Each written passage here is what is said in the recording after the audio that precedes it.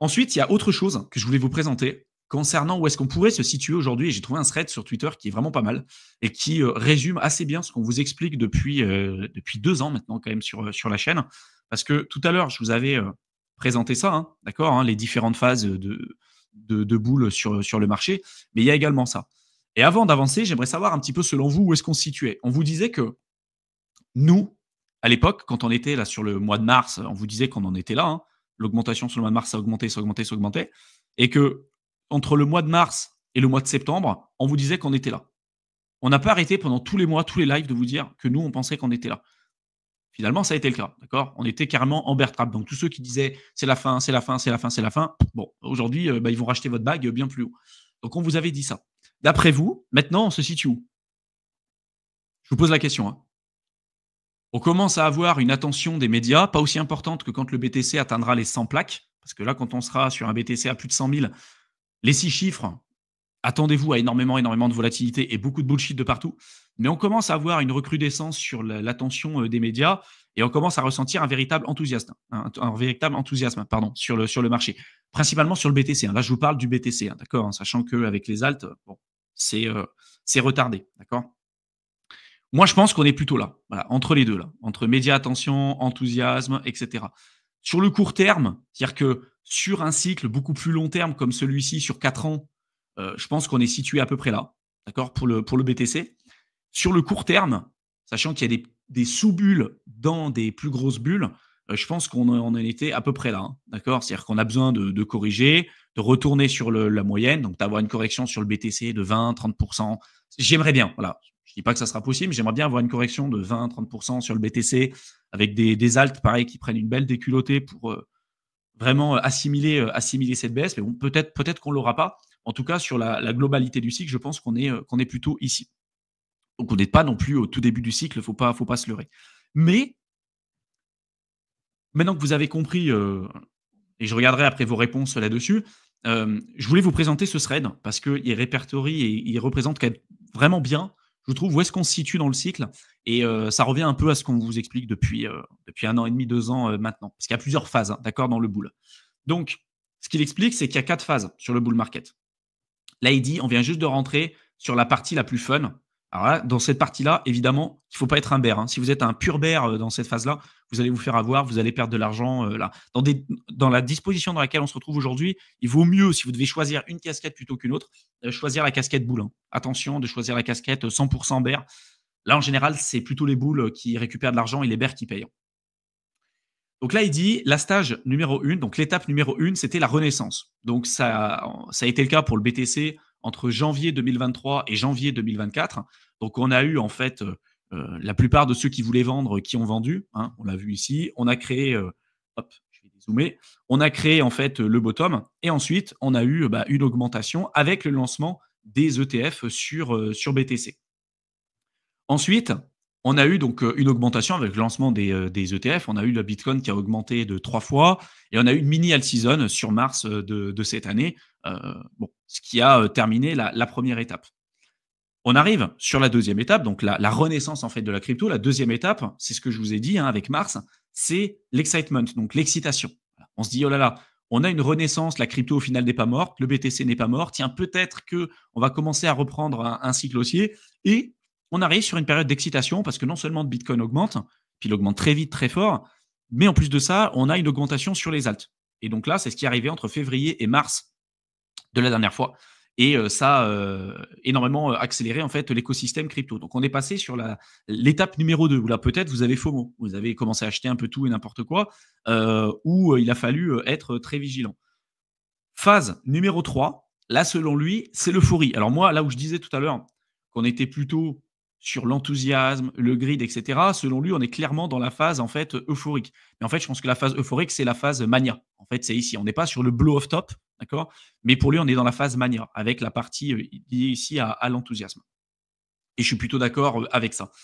Et donc là, ça commence comment l'euphorie? Quand en novembre, le 5 novembre, on a les élections présidentielles. Et là où Trump gagne, tout le monde, en tout cas en crypto, espérait que ce soit Trump. Ça a été le cas. Le marché a extrêmement bien réagi sur la finance traditionnelle, en crypto évidemment aussi. Et donc, on a eu que des news positives sur positives sur positives avec une recrudescence du marché crypto.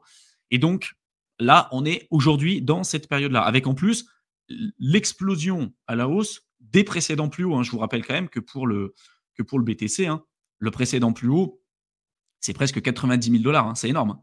On n'était absolument pas à ça sur les cycles d'avant. Et en plus de ça, sur les jours qui ont, là, il y a quelques jours, hier et avant-hier, le Bitcoin n'arrêtait pas de casser à la hausse ses ATH, mais presque toutes les heures, quoi. C'était juste fou. Donc, en général, quand on est dans des périodes comme ça, tout le monde s'excite, tout le monde sort des bois, tout le monde commence à investir. Et en général, c'est pas durable. Forcément, il va y avoir une correction. Plus on augmente vite, plus on n'arrive pas à trouver un support durable, plus la correction est forte et plus ça sera significatif. Mais là, on voit quand même qu'à chaque fois qu'il y a des petites baisses, des petites corrections, on a les ETF, les instits, des grosses boîtes comme Sailor, etc., qui en fait achètent. C'est le moindre dip. Donc on verra. Peut-être que le scénario aussi qu'il va falloir avoir en tête, c'est peut-être que les dips qu'on avait avant, les corrections qu'on avait sur les marchés, c'était du 20-30%. Pendant un bull run, c'était 20-30% sur le BTC, puis sur les ALT, c'était encore beaucoup plus conséquent.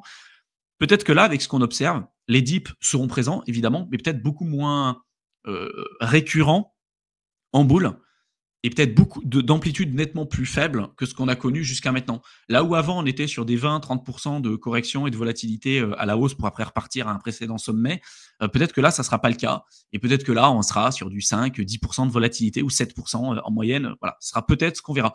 C'est pas sûr, mais attention. Voilà. Et donc là, dans des périodes comme ça, c'est ce qu'il dit, hein, tout le monde pense que c'est un génie, tout le monde pense qu'il est super parce que tout le monde gagne de l'argent. Et d'ailleurs, si vous regardez les adresses en positif sur le BTC, vu qu'on était à un ATH, on avait plus de 99,68% la dernière fois que j'avais regardé sur Glassnode, des personnes qui étaient en positif sur le BTC. Voilà. Donc forcément, quand vous avez autant de personnes sur le court terme qui sont en positif, pour moi, ça pue.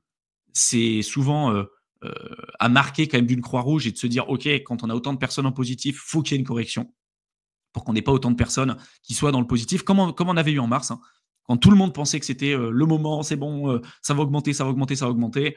On a eu une augmentation, il y a eu un top, les gens qui ont acheté le top, fallait qu'ils vendent, fallait qu'ils se fassent avoir, fallait qu'ils achètent vert et revendre rouge pour qu'ils acceptent en fait leurs pertes pour après repartir à la hausse. Donc on verra un petit peu ce qui va se passer, mais on était clairement là dans une période comme ça. Et aujourd'hui, j'ai l'impression de revoir un petit peu ces recrudescences là-dessus, avec des personnes sur Twitter et de partout qui vont dire, regardez, j'ai fait des fois 100, j'ai fait des fois 1000, regardez le dernier meme coin, je suis un génie, je gagne de l'argent.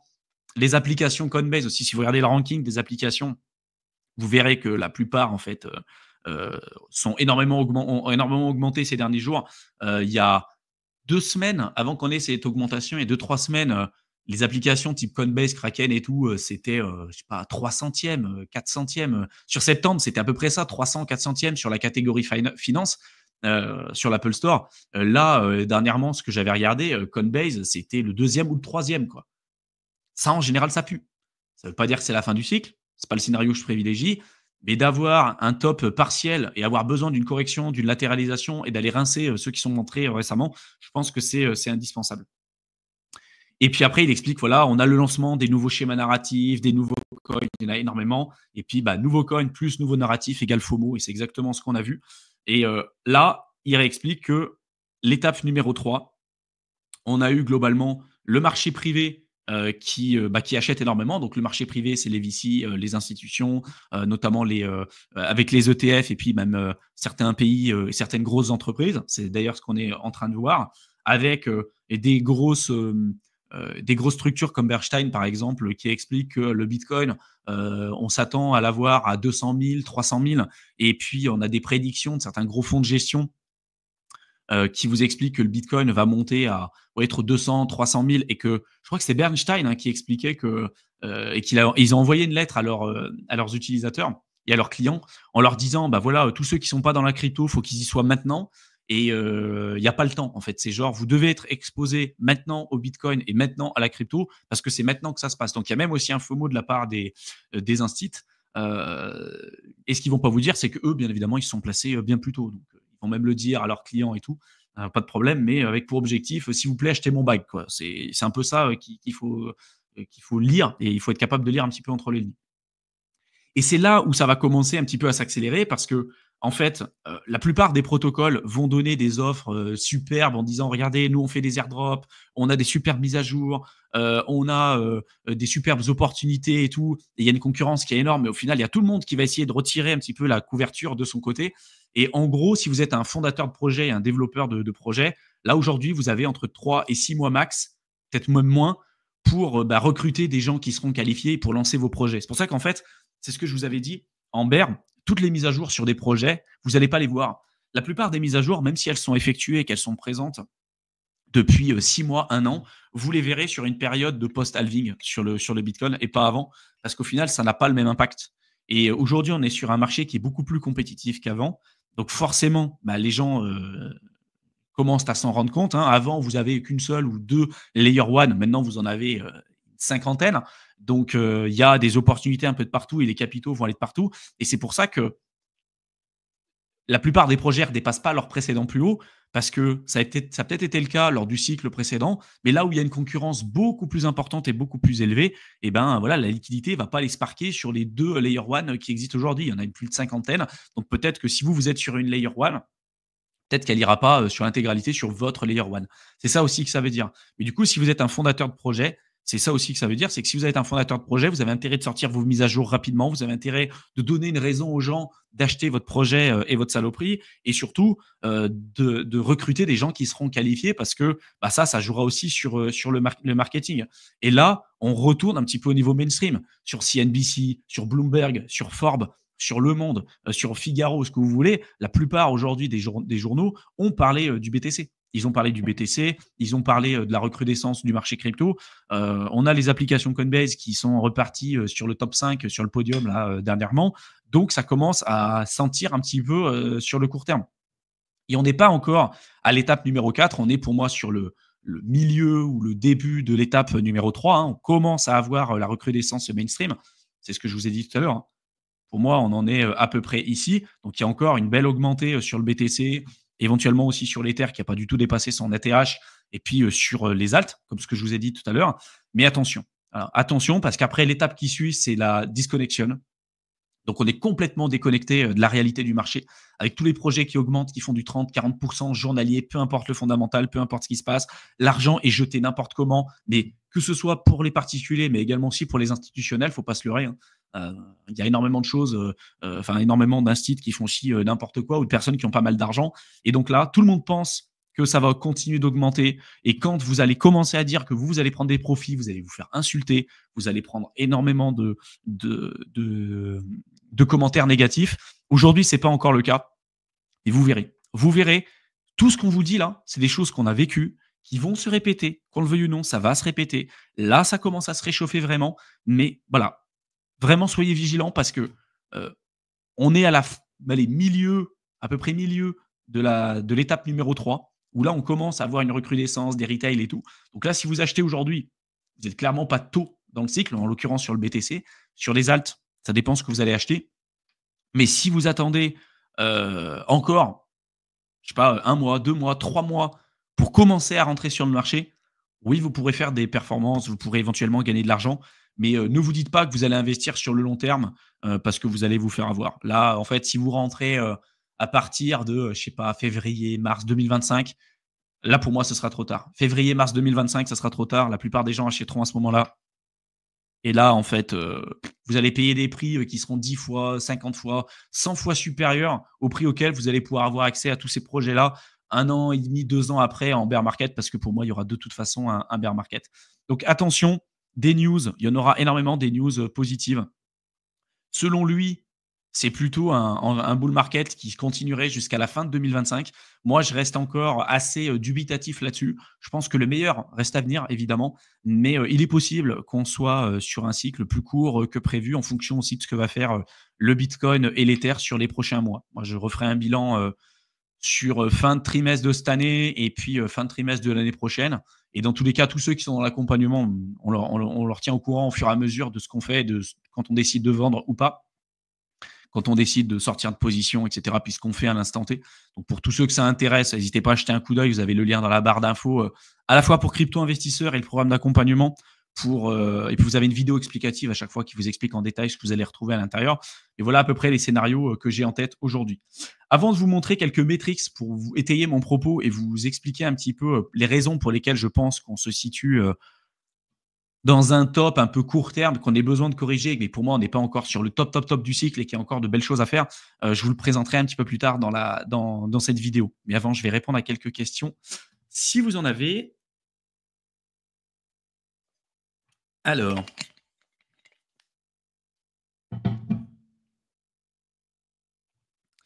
Le Belge en van qui dit premier bull run, je pense qu'il ne faut pas être trop gourmand. Déjà x3 sur mon portefeuille, je suis content. C'est toujours possible d'aller plus haut, mais en effet, là où tu as une vraie déconnexion, c'est quand la plupart des gens te disent moi je fais un x5, x10, mais c'est nul, il me faut un x100.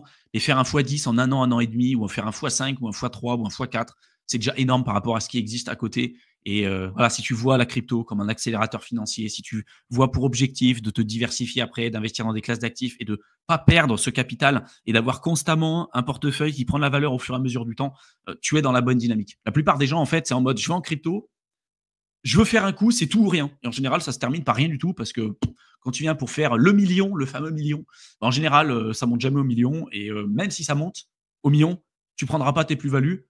Ça va augmenter à 1,2 million, 1,3 million. Tu vas dire, bah, c'est 1,3 million, c'est bon, ça a monté à 2 millions. Puis au final, ça ne monte pas. Tu perds 70% du portefeuille en 2-3 jours. Et là, tu dis, ah punaise, j'aurais dû vendre et tout. Et tu dis, allez, prochaine fois que ça augmente, je revends. C'est sûr, là, je vends. Et ça augmente jamais au même niveau. Puis après, tu tapes en bear market. Et puis après, tu es dans la désillusion la plus totale. Tu vends pas, tu vends pas, tu vends pas. Et voilà, c'est ce qu'on commence à voir. Donc, attention.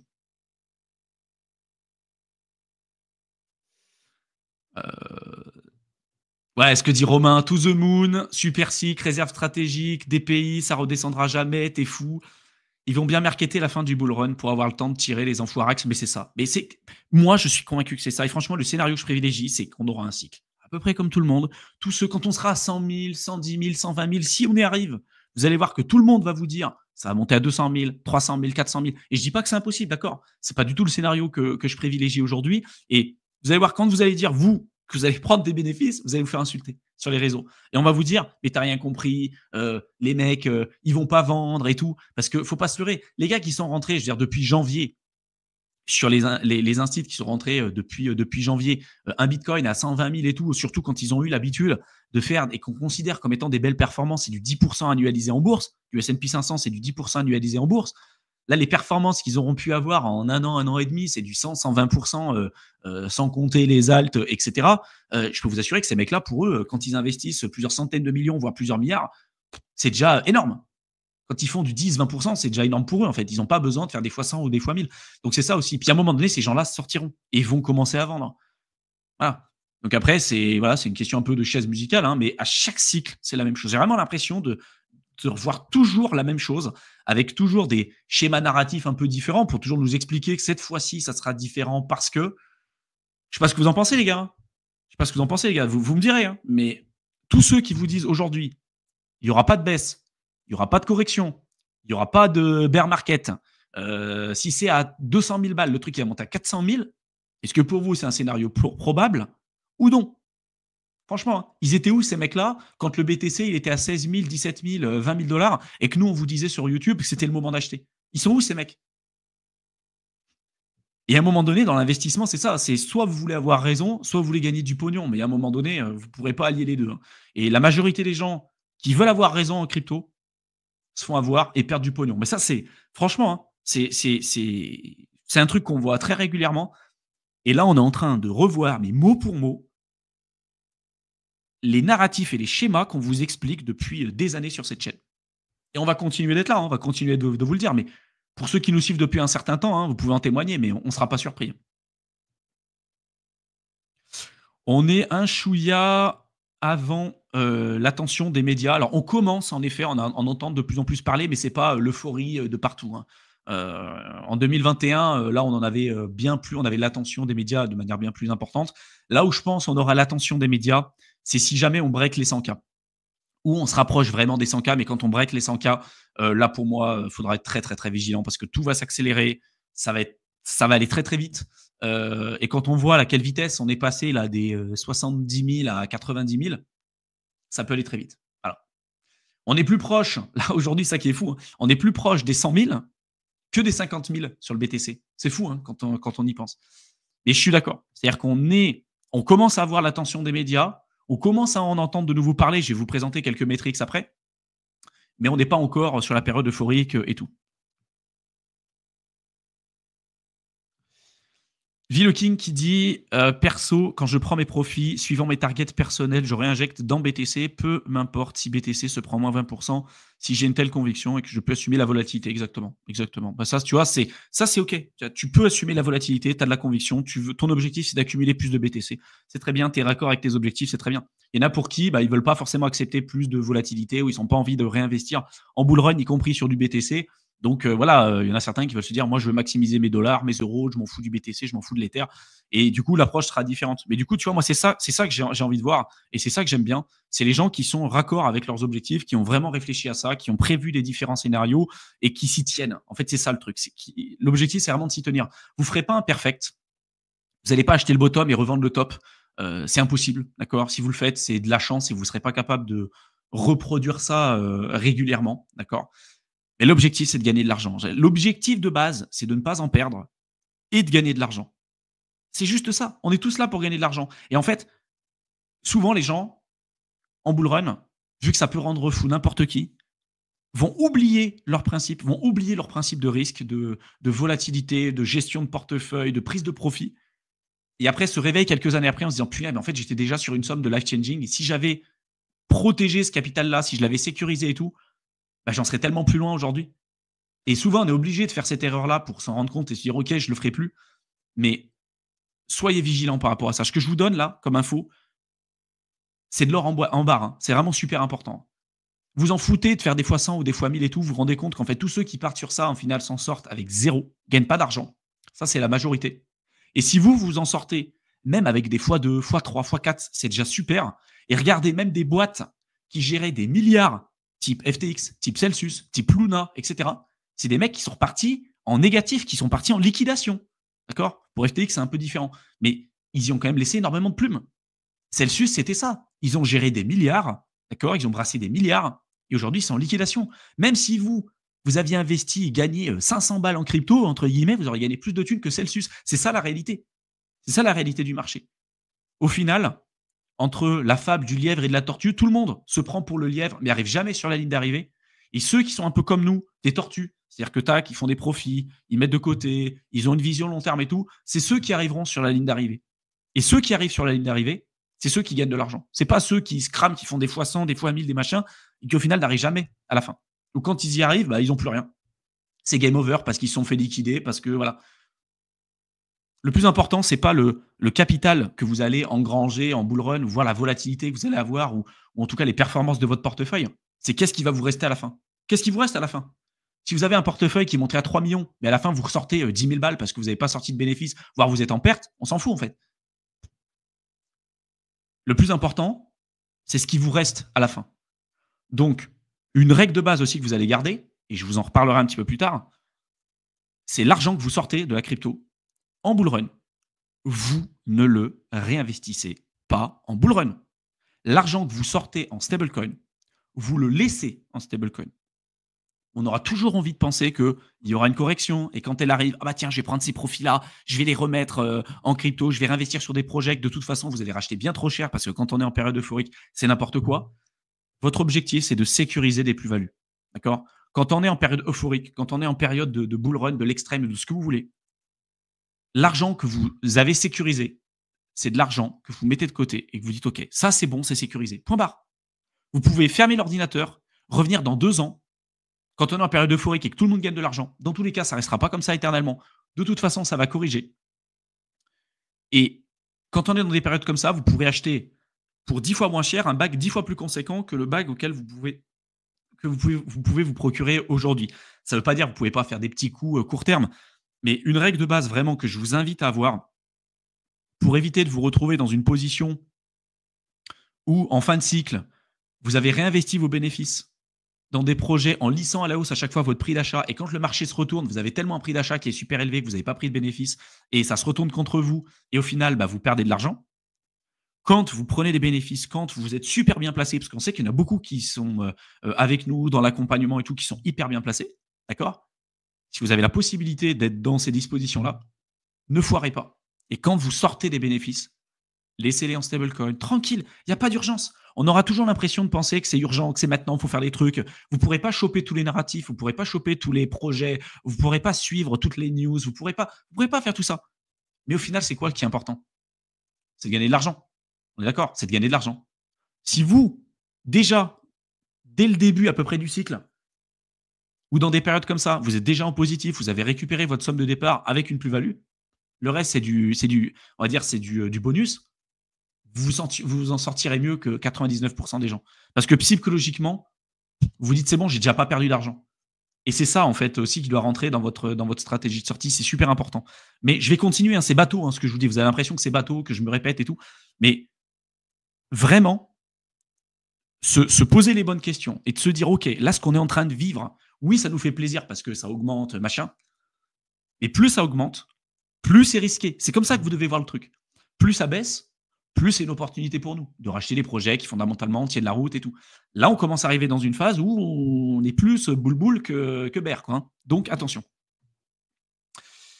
David qui dit enthousiasme, enthousiasme. Moi, j'ai l'impression qu'il y en a beaucoup qui pensent qu'on est dans l'enthousiasme aussi, hein.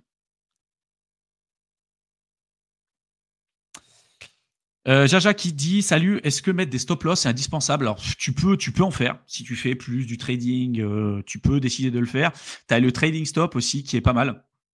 J'en avais parlé aussi sur YouTube, qui permet en fait de te mettre un stop à 2-3% du cours actuel. Tu dis bah là en fait c'est bon, je veux pas avoir une volatilité plus basse et je veux déjà sécuriser mes plus-values. Donc en fait tu te mets un stop à 2-3% de ton prix. Si ça baisse, bon bah tu as accepté un risque de 2-3%. Par contre si ça continue d'augmenter, bah tu peux décider après d'augmenter ton stop un petit peu plus haut.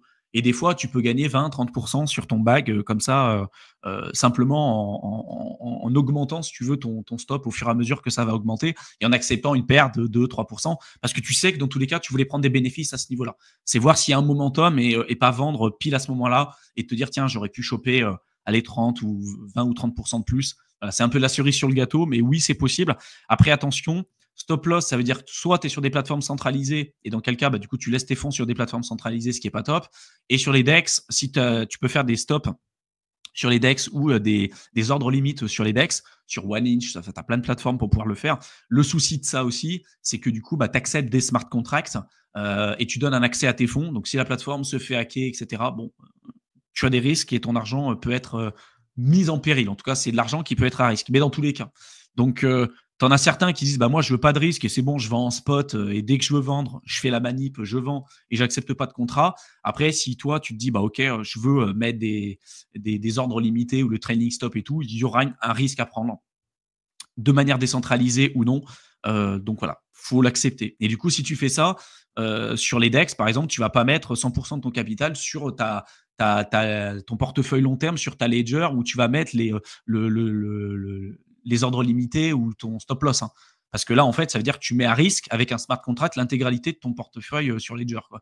D'où l'intérêt de scinder tes ledgers et tout. Enfin voilà, on en parle beaucoup sur Crypto Investisseur et également aussi dans le programme d'accompagnement, je le redis, mais jetez-y un coup d'œil si ça vous intéresse. Je le répète vraiment, mais je vois beaucoup de débutants qui arrivent, qui nous posent des questions. La dernière fois, ce que j'ai eu comme question, c'était en mode oui, je suis sur CoinMarketCap. Comment je fais pour acheter du Bitcoin sur CoinMarketCap et comment je fais pour retirer mon argent sur CoinMarketCap? Évidemment que si vous faites partie de ce genre de profil, bon, déjà, je réponds même pas à ce genre de questions parce que je pense que là, c'est pas aider ces personnes-là que de répondre à ce genre de questions, mais vraiment formez-vous les gars, hein. Formez-vous, hein, d'accord, hein. Si vous n'êtes pas prêt aujourd'hui, vous savez pas ce que vous faites, vous avez l'impression que c'est maintenant qu'il faut acheter. En général, c'est pas le meilleur moment pour pouvoir le faire. Et si vous le faites, d'accord, prenez le temps de le faire. Ça sera jamais urgent. Il y aura toujours des opportunités, des cycles. Tout le monde dit c'est le cycle, c'est l'opportunité du siècle et tout.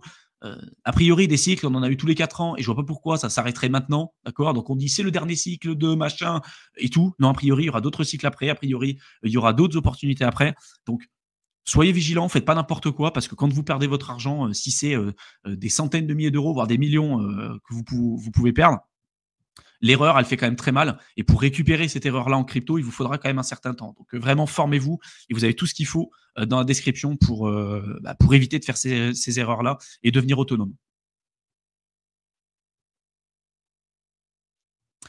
David qui dit: «Grâce à toi et avec la formation crypto investisseur, j'ai investi dans un projet CoinList et pour l'instant, je suis dans un x5. Difficile de savoir quand commencer à vendre, mes paliers». Après, tu peux commencer si tu es déjà sur un x5, récupère ta somme initiale avec un petit profit et puis tu laisses courir le reste pour la alt season. C'est génial. Tu es déjà sur un x5, tu peux prendre des profits, tac, tu sors ta plus-value avec, enfin ton principal plus ta plus-value et c'est bon. Voilà, tu t'es déjà sécurisé, tu as mis de l'argent de côté, tu es pas en négatif et après le surplus, tu pourras décider de le vendre en bull run. Moi, c'est ce que je ferais en tout cas. Je vais continuer la présentation parce qu'il y avait deux trois autres choses que je voulais vous présenter les gars. Hop, et désolé à tous ceux que je n'ai pas pu, répondre pour l'instant. Donc il y a quand même certaines, données que je voulais vous présenter d'un point de vue aussi, on-chain parce qu'il y a tout un outil qu'on a développé avec Mickaël, qu'on a donné et qu'on a présenté à nos clients, heu, sur à peu près une quarantaine d'indicateurs. Donc il y a des indicateurs on-chain, fondamentaux, techniques, macroéconomiques et également aussi, empiriques, qui nous permettent de savoir si on est, sur un top ou non en termes de faisceau de probabilité, hein. On n'est jamais sûr à 100 mais avec un faisceau de probabilité et parmi ces indicateurs, bon, il y en a, quelques-uns qu'on vous a déjà présentés, mais il y a par exemple celui-ci, le multiple de Puel et là, vous voyez, en général, quand on va toucher les bornes basses, c'est des super moments pour pouvoir acheter en fait du BTC. Quand on va toucher la zone rouge ou quand on se rapproche dangereusement de la zone rouge, là, en général, c'est plutôt le moment pour pouvoir le vendre. C'était le cas en 2017. En 2021, vous voyez, on est venu un petit peu effleurer cette zone rouge, mais on n'a pas eu vraiment la possibilité de le toucher. Et là, en mars, vous voyez qu'on est venu se rapprocher dangereusement du multiple supérieur et de la zone rouge pour après venir corriger à la baisse. C'est pour ça on en avait besoin, hein. Et vous voyez, on est peut-être presque venu toucher la borne verte là, avec les 57 000 sur le BTC. Là, on est venu remonter, mais on est quand même très très loin de la borne rouge. Donc, c'est l'un des indicateurs qui me dit que sur le court terme, oui, on peut avoir une certaine euphorie, une recrudescence du marché et qu'on n'est absolument pas sur le top de marché, en tout cas selon moi. Pareil au niveau des dominances sur le Bitcoin, l'Ether et sur le marché crypto. Souvent, donc, pendant les périodes de bear market ou sur les périodes de pré-halving ou post-halving précoce, on est sur une dominance de Bitcoin qui est énorme, donc une recrudescence du Bitcoin en termes de dominance sur le marché et avec un cours qui augmente. Et quand on a un top à un moment donné sur la dominance du Bitcoin et que le cours du Bitcoin augmente et que la dominance baisse, là, on commence à avoir une augmentation sur les alts, donc sur l'Ether, le top 10 crypto, les alts, etc. Mais ça vient après. Aujourd'hui, vous voyez, on a eu une augmentation en fait de la dominance du BTC. On était entre 60, 61 là dernièrement. Je m'attends pas à ce qu'on ait une baisse immédiate et tout de suite de la dominance du Bitcoin. Par contre, je m'attends à ce qu'on ait là dans les prochains mois, hein, fin d'année, début d'année prochaine, à ce qu'on commence à voir un top sur la dominance du BTC avec encore une augmentation du cours, hein, et où là, on va avoir une augmentation beaucoup plus importante et beaucoup plus significative sur les autres cryptos. Donc, l'Ether, les alts, etc., etc. Et vous voyez, hein, l'augmentation des alts, là, janvier 2021 par rapport au Bitcoin, le Bitcoin était au top en termes de dominance. Les alts étaient vraiment au plus bas.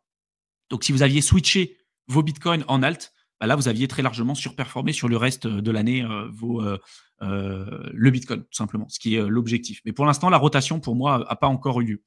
Après, si on regarde les métriques sur les réseaux sociaux, notamment le nombre de vues sur YouTube, en prenant des grosses chaînes YouTube, principalement aux US, parce que c'est là où tout se passe, hein. En francophonie, vraiment, on représente absolument rien du tout. Donc là, vous avez des grosses chaînes de YouTube comme The Moon, Ivan on Tech, Andreas Antonopoulos, Discover Crypto, Ben Armstrong, DataHash, etc. Si on regarde sur Mars, vous voyez qu'on avait quand même atteint des sommets, hein, des augmentations de vues qui étaient quand même assez significatives. Là, on a eu une recrudescence sur le mois de novembre, mais on n'est pas encore sur les mêmes niveaux qu'on avait sur le mois de mars et encore moins sur les mêmes niveaux qu'on pouvait avoir en fait sur le top de 2021 sur le marché crypto. Donc on voit qu'on commence de nouveau à se réintéresser en fait au marché. Il y a une augmentation, mais on n'est pas encore du tout sur les mêmes niveaux. C'est pour ça qu'aussi ça me fait dire qu'on a encore une belle augmentation à avoir. Ensuite, si vous allez regarder on va dire d'autres metrics, comme par exemple Google Trend, c'est-à-dire le nombre de fois où les gens vont taper sur Google buy Bitcoin, buy Ether, ou etc. Vous pouvez voir en fait la demande sur Google, peu importe où on se situe dans le monde. Et souvent, ça se situe énormément par rapport à ce qu'on a sur le cycle, en fait, sur le marché crypto. Là, vous voyez, l'augmentation, c'était décembre 2017, 100% de requêtes. C'était le top en fait de 2017. Là, l'augmentation qu'on avait eue janvier 2021, février 2021 et mai 2021, bah, en fait, c'est les doubles tops sur le BTC sur le cycle de 2021. Là, en mars, vous voyez où est-ce qu'on se situe, hein. En mars, on était à 41 par rapport à tout ce qu'on a vu historiquement parlant, et on commence à avoir une augmentation. Là, avant, on était à 20, 19, donc vraiment très bas. Et c'est là où on vous disait de réaccumuler, de ne pas attendre qu'il y ait encore une augmentation aussi importante. Mais c'était pendant ces périodes de latéralisation qu'il fallait recharger. Donc, félicitations à ceux qui l'ont fait. Et là, vous voyez que bah, on commence à retrouver une recrudescence en fait du nombre de personnes qui tapent Bitcoin sur Google. On se retrouve à peu près au même niveau au nombre de requêtes sur Google que ce qu'on avait en mars de cette année. Voilà. Donc ça montre qu'on commence à avoir une recrudescence sur le BTC. Buy Bitcoin, par contre, on est encore très très loin. On a une augmentation, mais on est encore très très loin de ce qu'on a connu sur février, mars, avril, mai 2021. Et l'Ether, alors l'Ether, vous voyez, on a eu le 100% pour l'Ether, c'était sur le cycle précédent, avec tout ce qui était lié à la DeFi, les NFT et tout. Et là, vous voyez, dernièrement, quand on vous disait, vous vous souvenez, en septembre, octobre, quand tout le monde disait que l'Ether, c'était pourri, ça servait à rien, fallait pas en acheter, ça servait à rien et tout, nous, on vous disait, regardez, tout le monde se désintéresse de l'Ether. Tout le monde considère que c'est pourri. Tout le monde considère que vu que ça a sous-performé le BTC pendant 1 an et demi, 2 ans, voire un petit peu plus, 2 ans et demi, tout le monde considérait que c'était pourri, ça servait à rien, et tout le monde sont partis avec les mêmes coins sur plein d'autres blockchains. Là, on commence à voir une recrudescence, et je vous rappelle que, regardez, hein, ce que je vous avais montré pour l'Ether, hein. L'année dernière, enfin le 2020, pardon, fin d'année 2020, on est passé de 300 balles en 6 mois, hein, de 300 balles pour l'Ether à plus de 4000 balles en 6-7 mois. Et moi, je pense que c'est ce qui va de nouveau arriver. Alors, peut-être pas de manière aussi significative, hein. Je ne vois pas un x10, plus d'un x10 sur l'Ether, c'est-à-dire un Ether à 30 000 balles sur avril-mai de l'année prochaine. J'y crois pas, d'accord. Mais avoir un x4, x3, x4 d'ici 6 mois, 8 mois, c'est tout à fait possible. Voilà, c'est tout à fait possible sur l'Ether. Et là, comme par hasard, là où beaucoup de gens disaient c'était pourri, l'Ether ça sert à rien et tout, ils vont tout de suite revenir sur l'Ether, ils vont tout de suite changer leur narratif sur le sujet, et tout de suite on va considérer que c'est de nouveau la meilleure, deuxième meilleure crypto du monde et tout. Et vous voyez, en fait, c'est dur d'être contrarien, parce que quand nous on vous disait ça, on avait le nombre de commentaires, le nombre de personnes dans les commentaires qui nous disaient mais non, l'Ether c'est fini, c'est has-been, c'est has-been, c'est has-been. Et bon, c'est absolument pas notre conviction là-dessus. Il y en a peut-être un biais, hein, si, sur l'Ether. Mais regardez, on était clairement sur un point bas. Alors, on était autant un point bas en termes d'intérêt sur l'Ether que ce qu'on avait en septembre 2023. En septembre 2023 et en avril 2019. Je ne sais pas si vous vous rendez compte. Avril 2019, vous pouvez jeter un coup d'œil, hein. Avril 2019, sur l'intérêt de l'Ether, on va jeter un coup d'œil sur le prix qu'il avait. Avril 2019. Mars, avril. Avril 2019, on était sur un Ether entre 100 et 200 balles. Voilà. C'était ça que ça voulait dire. Donc voilà, ça ne veut pas forcément dire qu'on aura les mêmes cycles, hein, qu'on aura exactement les mêmes choses, les mêmes performances. Mais je pense que tous ceux qui ont vendu leurs Ethers ou ne sont pas exposés à l'Ether ou considèrent qu'il n'y aura pas de belles performances, je pense qu'ils seront surpris. Voilà. Un petit peu mon avis sur le sujet. Je vais reprendre quelques questions et après je vais devoir vous laisser, les gars. C'est la fin du bull run, Akpab. Je t'invite à regarder le replay. J'ai répondu à cette question. Je pense que ça t'intéressera. Ouais, mais ça, on va en avoir plein, hein. J'ai quand même reçu des messages de 2 personnes totalement hors crypto. J'ai 1 000 € à mettre, je fais quoi? Mais ça, on va en avoir de plus en plus. Nous, t'imagines même pas le nombre de messages qu'on reçoit tous les jours à cause de ça. C'est fou. Et voilà, ça fait partie du jeu. Ça, c'est l'une des métriques empiriques que vous pouvez analyser. Je veux dire, des gens qui vont vous demander random, ou même des anciens collègues de boulot ou machin, qui vont venir vous envoyer des messages. Tiens, j'ai 1000 balles à investir, je le mets dans quoi? En bear market, ils vont jamais vous envoyer ça, hein. Ça paraît, ça doit vous mettre la puce à l'oreille. Yaovi qui dit, est-ce un bon moment pour se former dans la crypto? C'est toujours un bon moment pour se former. Toujours. Des opportunités en crypto, il y en aura tout le temps. Et il vaut mieux te former maintenant, quitte à louper quelques opportunités pour en saisir plus tard, que de te dire, je vais pas me former, je vais voir sur le tas. Sur le tas, tu vas te faire rincer parce que tu ne sauras pas quoi faire. Tu seras le dindon de la farce. Et non seulement tu auras perdu du temps, et en plus tu auras perdu de l'argent. Alors que là, tu te formes.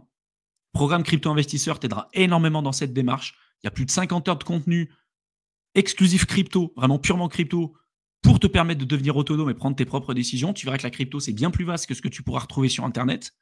Et ça te permettra de te créer une approche sur mesure pour investir durablement. Mais je t'invite à le faire le plus tôt possible. Le meilleur moment pour investir, c'était il y a 10 ans. Le deuxième meilleur moment pour pouvoir investir et te former, entre guillemets, c'est aujourd'hui. D'accord. Par contre, il ne faut pas faire n'importe quoi. S'il te faut 6 mois pour te préparer, pour comprendre ce que tu fais, tu prendras ces 6 mois, il n'y a aucun problème. Une fois que tu as les connaissances et une fois que tu sais et que tu maîtrises ce que tu fais, tu pourras faire ce que tu veux sur le marché. Et la plupart des gens ne veulent pas se former parce qu'ils se disent bon, ça ne vaut pas le coup, on peut tout trouver de gratuit sur Internet. Et la plupart des gens n'ont pas de résultats en crypto. Alors, c'est ça aussi la réalité. Hein. Donc, n'hésite pas à acheter un coup d'œil.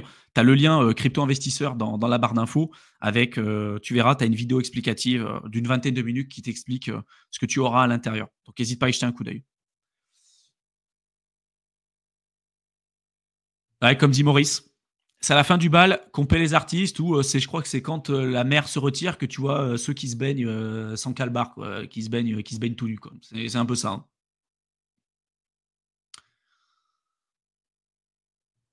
Nico qui dit c'est recommandé de prendre ses bénéfices, conserver en stablecoin et de réinvestir sur le prochain cycle pour créer un cercle vertueux et ainsi de suite. Ça dépend de ce que tu veux faire. Si tu veux rester 100% en crypto, c'est à toi de voir. Moi, ce que j'invite chaque personne à faire, et tu verras que quand tu as connu un cycle complet de boules, de bear et de machin, la volatilité aussi importante que tu as en crypto, tu n'as plus envie de la subir avec la majorité de ton patrimoine. Je ne sais pas ce que tu as aujourd'hui en crypto, mais si tu as 100% de ton portefeuille, ton patrimoine en crypto, je peux t'assurer que quand tu as atteint un certain niveau, tu n'as plus envie de subir cette volatilité. Donc, tu as envie de te diversifier, d'investir, je sais pas, dans l'immobilier, la bourse. C'est ce que j'évoque aussi sur mon autre chaîne, hein, Éternel étudiant, hein, où j'évoque tout ce qui touche de près ou de loin les concepts d'indépendance, de liberté financière. Donc, je parle de marché financier, je parle d'entrepreneuriat, je parle d'investissement. N'hésitez pas à vous abonner à mon autre chaîne. Je pense que ça vous aidera énormément. Mais moi, j'invite chaque personne qui gagne de l'argent en crypto et surtout beaucoup d'argent de vous diversifier. Voilà. Pensez pas que vous êtes la personne la plus maligne, que vous avez tout compris. Vous avez pu réussir un cycle. C'est pas dit que vous réussissiez le second. Vous pouvez vous faire hacker, vous pouvez tout perdre. Et si vous perdez votre capital, parce que sur des conneries, hein, il y a des gens vraiment qui avaient gagné de l'argent sur le cycle précédent, qui avaient mis énormément de stablecoins de côté, et qui après ont décidé de réinvestir sur des saloperies où ils se sont fait hacker, bah, ils ont perdu 8 ans. Tu as perdu 2 boules en fait. Hein. 2 boules, c'est 8 ans de ta vie. Hein. 8 ans de ta vie sur des intérêts composés et tout pour rattraper en plus des fois des sommes d'argent qui sont super importantes. Tu t'en veux. Hein. Tu t'en veux. Donc c'est pour ça que je te dis, te diversifier, pourquoi pas. Et après, si tu veux réinvestir de l'argent en crypto, tu pourras toujours le faire, mais tu as le temps. Tu vois, je veux dire, quand tu as le bear qui arrive, quand tu as l'euphorie qui arrive, et qu'après on commence à avoir des explosions de partout, tu peux te dire c'est bon, j'ai 1 an et demi, 2 ans dans tous les cas, il faut que le marché se purge et qu'il se purge sévèrement, hein, comme ce qu'on a eu sur tous les cycles d'avant, et tu auras toujours le temps de revenir. Et en attendant, tu te sécurises, tu investis sur une gestion indicielle, des ETF, tu investis en immobilier, pourquoi pas, tu développes un nouveau business, tu fais du private equity. Il y a plein de choses que tu peux faire. Tu peux décider de garder une partie en stablecoin, en crypto, mais voilà, si tu as 100% de ton patrimoine en crypto, de te dire je réinvestis après 100% de mon patrimoine en crypto, ça peut être une approche, mais en tout cas, c'est pas ce que j'ai fait. Et c'est pas ce que je préconiserais. Et ça veut pas dire que tu sortiras totalement tout, hein, d'accord hein. Mais attention, voilà, attention et toujours te protéger de ce que tu penses connaître. Ça, personne ne te le dira hein, en francophonie et tout, parce que je pense que la plupart des gens n'ont pas non plus l'expérience qu'on a sur le marché et tout. Il y en a beaucoup qui investissent en crypto, mais en fait, c'est les primo-accédants à l'investissement. C'est-à-dire que les premiers investissements qu'ils ont faits, ça a été en crypto. D'accord. Et quand tu commences à avoir des compétences transversales sur d'autres classes d'actifs, sur d'autres trucs, en fait, tu vois la crypto comme ce qu'on vous dit, en fait, en accélérateur financier, t'extrais une performance du marché, tu le réalloues et tout. Et en fait, l'idée, c'est d'avoir un portefeuille qui grandit comme ça au fur et à mesure du temps. Si au final, ton portefeuille, il perd moins 90% et après, il réaugmente avec toutes les probabilités, en plus, toi, de faire des conneries en cours de route, c'est quand même compliqué. Mais il y a très peu de gens qui vous diront de faire ça parce que la plupart des personnes, en fait, maîtrisent pas tous ces concepts-là. Et c'est vraiment super important. Vraiment, sécurisez-vous, diversifiez-vous. Vous pourrez toujours revenir sur le marché, vous pouvez même toujours laisser de l'argent dedans. Mais je pense qu'à un moment donné, si vous avez de l'argent qui est life-changing vraiment pour vous, même si c'est aujourd'hui le cas, hein, vous avez de l'argent life-changing, sortez. Vous attendez quoi en fait? C'est déjà life-changing pour vous. Validez ce truc-là, changez de vie et c'est bon. Vous verrez. La crypto sera là. Hein, dans les prochaines années, elle sera encore là. Hein. Personne ne vous dira ça hein, en crypto. Hein. Et nous, ça fait des années qu'on est dedans. Hein. Mais ça, c'est très dur de le faire quand tu es sur le marché depuis un certain temps. Et puis même quand tu commences à connaître le bull, parce que tu te dis, tiens, j'en suis à là aujourd'hui, mais ça peut aller encore plus haut. attention, oui, ça peut aller plus haut, mais ça peut aller aussi beaucoup plus bas. Et si vous étiez sur un moment donné, vous étiez en life changing, vraiment une somme d'argent qui vous permet de changer de vie, et je ne vous parle pas de devenir libre financièrement d'un coup, hein. Le coup, tac, vous avez le million, vous êtes libre financièrement, ou peu importe, le fameux million. Mais ça peut être rembourser les dettes que vous avez, ça peut être, je sais pas, demain, vous avez gagné en crypto l'équivalent de 10 années d'épargne. C'est déjà life changing en fait. Vous n'avez pas besoin de devenir multimillionnaire pour être life changing en fait, hein. C'est ça aussi la réalité, hein. Des fois, faut être un peu plus raisonnable dans son approche pour repartir avec des bénéfices. C'est super important.